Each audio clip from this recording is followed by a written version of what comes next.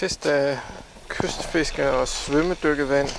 Den nordligste ende af den 50 km lange stenkyst på Djurslands østkyst ud mod Kattegat.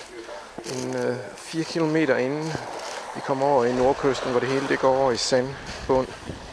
Lad os prøve at se, hvordan det er under vandet her, med henblik på at vurdere egnetheden til fiskeri og til svømmedykning, enten man er ude efter at fange nogle fisk eller ude og se på smuk natur under vandet.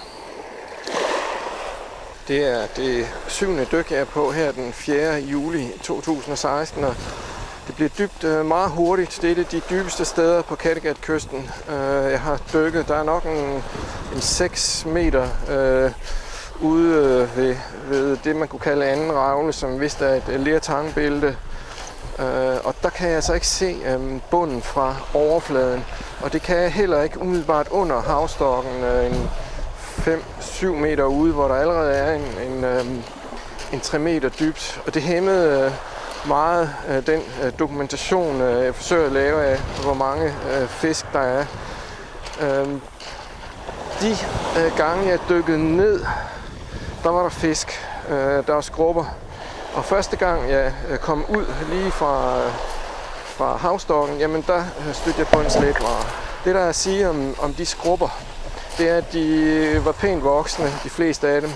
Og i forhold til den lille, om jeg så må sige, bundtid jeg havde, og mængden af skrubber jeg så kan jeg kun sige thumbs up. Altså det tyder ganske lovende.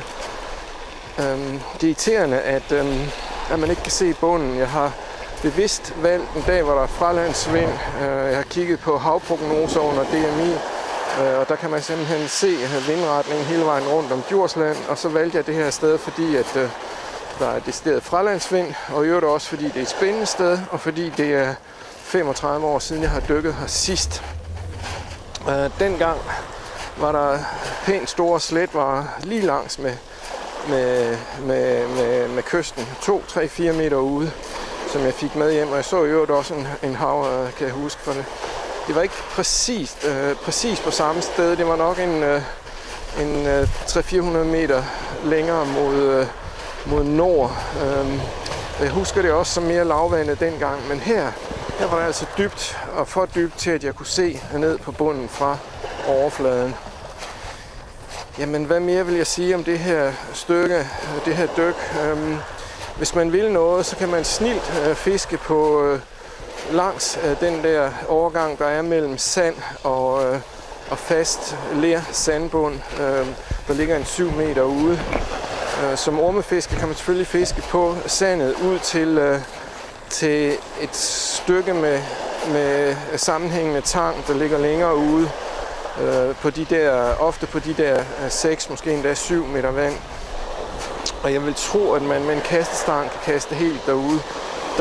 Men altså, det her er et sted, man skal dykke, når vandet er mere end almindeligt klart på grund af dybden. Pointen ved svømmedykning er jo, at man svømmer i overfladen og holder øje med, hvad der foregår nede på bunden, hvad der er fisk, hvad der er liv. Dykker man ned og tager billeder eller fanger fisken, og det kan man simpelthen ikke, når vandet ikke har tilpas sigtbarhed.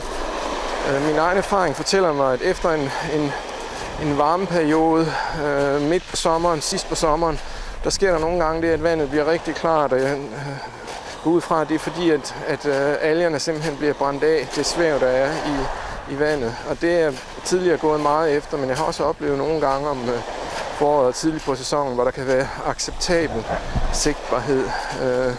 Og det kan man også sige, at der har været i dag, bortset fra, at det ikke går et sted som det her, hvor det er så dybt. Så det her, det er